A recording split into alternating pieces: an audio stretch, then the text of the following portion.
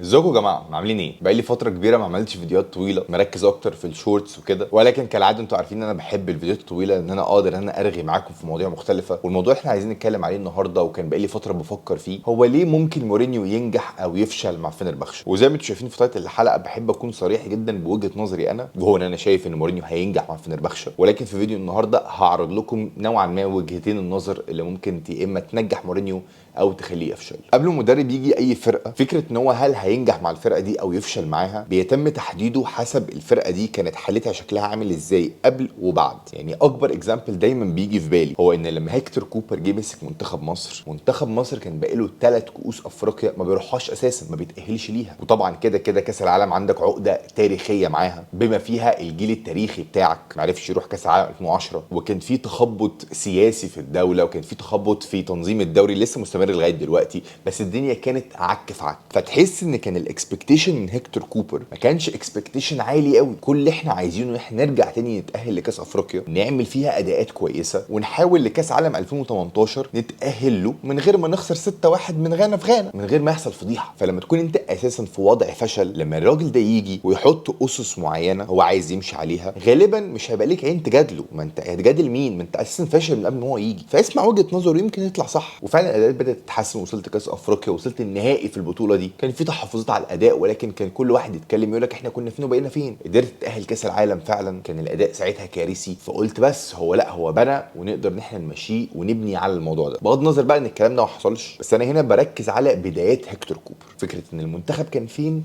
وبعد كده بقى فين. تعال بقى نطبقه على فينرباخشة حاليا. فينرباخشة حاليا بكل تاكيد وضعه مش كارثي. يعني السنه اللي فاتت قدر ان هو يخلص تاني الدوري بفرق 3 نقط بس عن اللي كسب الدوري وهو جالاتا سراي. فينرباخشة في الدوري قدر ان هو يخسر ماتش واحد بس الدوري كله. فهو بكل تاكيد عنده البيز اللي يخليه ينجح مع مورينيو، عنده سكواد محترم على الاقل جوه تركيا. ولكن على الجانب الثاني لما تشوف الهيستوري شويه بتاع فينرباخشة، هتشوف ان فينرباخشة هو اكتر نادي في تركيا قدر ان هو يكسب الدوري التركي تاريخيا. ولكن في تريك، جمهور فينرباخشة ما قدرش يفرح بالدوري بقاله 10 سنين. فبكل تاكيد الفرقه اللي كانت قريبه جدا ان هي تكسب الدوري وما كسبتوش السنه اللي فاتت، لو مورينيو جه وقدر ان هو يكسب معاهم الدوري هيبقى انجاز كبير ليه في رصيد الجمهور ده على الجانب المحلي. طيب تعال نتكلم اوروبيا الموضوع مختلف شويه، لان اوروبيا هم بعاد تماما مقارنه بالانديه الثانيه اللي بتروح البطولات الاوروبيه زي بشكتاش، او طبعا بدرجه اكبر جالاتا سراي. ولكن دي ممكن تبص لها بالعكس بقى، ان انت ممكن يكون الاكسبكتيشن المطالب منه مورينيو اكسبكتيشن قليل جدا. يعني لما دخلت وعملت شويه ريسيرش وقريت شويه عن تطلعات الجمهور من مورينيو، الكل كان مركز جدا على الفوز بالدوري، ودي حاجه وارده جدا ان هي تحصل مع مورينيو بخبرته في الدوريات، وان هو شاطر جدا في الموضوع ده. وعلى الجانب الثاني اوروبيا هم كل اللي هم نفسهم فيه ان هم يوصلوا دور المجموعات في الشامبيونز ليج، اللي هم بالمناسبه هيلعبوا التصفيات بتاعتها دلوقتي. يا اما هيقدروا فعلا يوصلوا دور المجموعات في الشامبيونز ليج،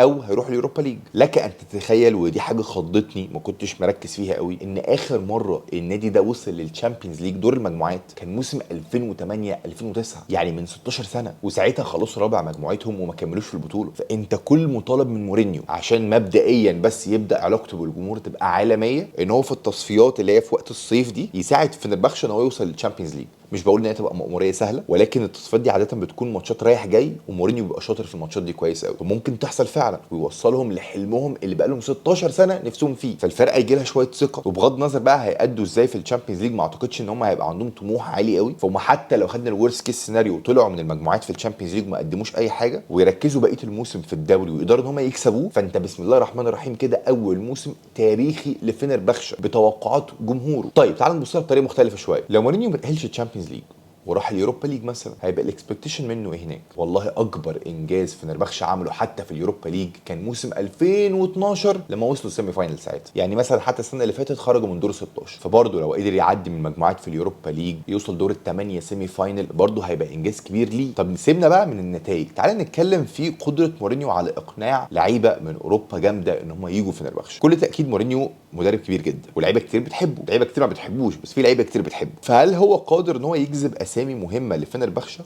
طبعا الموضوع مش هيبقى سهل، لان انت دلوقتي معظم اللعيبه يا اما بتبقى عايزه تكمل في التوب 5 ليجز، يا اما لما بيجري عليها الزمن وتبقى حاسه ان هي بدات خلاص تفقد الاوفرز الكويسه بتتجه يا اما للسعوديه يا اما امريكا. ولكن مورينيو برضه يقدر يساعد فنربخشة شويه، وخصوصا ان الاداره بقى حسب الكلام اللي هم بيقولوه في العلن ان هم they fully support مورينيو وعايزين يجيبوا له اسامي مهمه. طبعا مش هتكون اسامي ان ذير برايم، بس هتكون اسامي تقدر ان هي تساعد النادي ده شويه يحقق التارجتس بتاعته. اخر حاجه بقى في ليه مورينيو ممكن ينجح مع النادي، هو ان مورينيو شاطر جدا في ان هو يخلي جمهور يحبه. يعني شفنا مثلا تجربته الاخيره مع روما دي، رغم ان الاداره في الاخر اقلته وجمهور كبير من جمهور روما العرب ما كانوش بيحبوه قوي، ولكن كنت تشوف دايما جمهور روما في ايطاليا، الجمهور اللي بيروح الاستاد كانوا واقفين وراه بشكل مش طبيعي وكانوا حابينه جدا وكانوا عايزينه يكمل. فهو هتلاقي ان الفانز سبورتيف قوي ليه، وده شيء مش سهل، ولكن هو نوعا ما سهل مع مورينيو لان هو بيعرف يلعب الجيم ده كويس قوي. طب انا عرضت لكم وجهه نظري وليه انا شايف ان هو ممكن ينجح مع فنربخشة. تعال نشوف كده ليه هو ممكن ما ينجحش. والله مورينيو صدامي، ممكن يحصل مشكله بدري بدري مع احد اللعيبه، مع الناس الاداريين، مع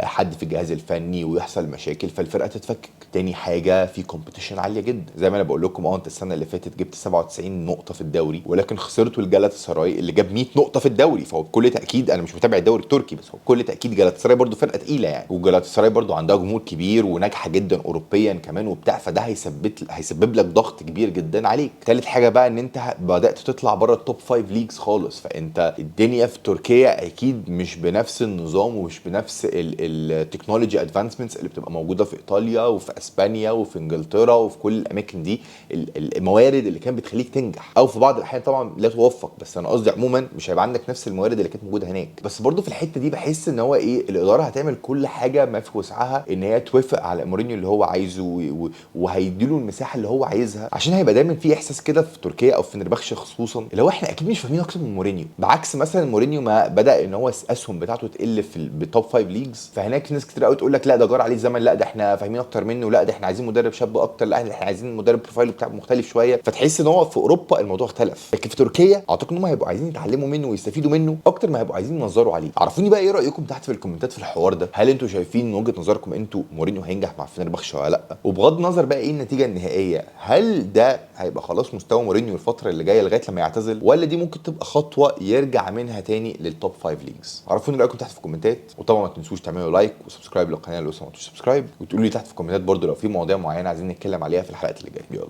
سلام.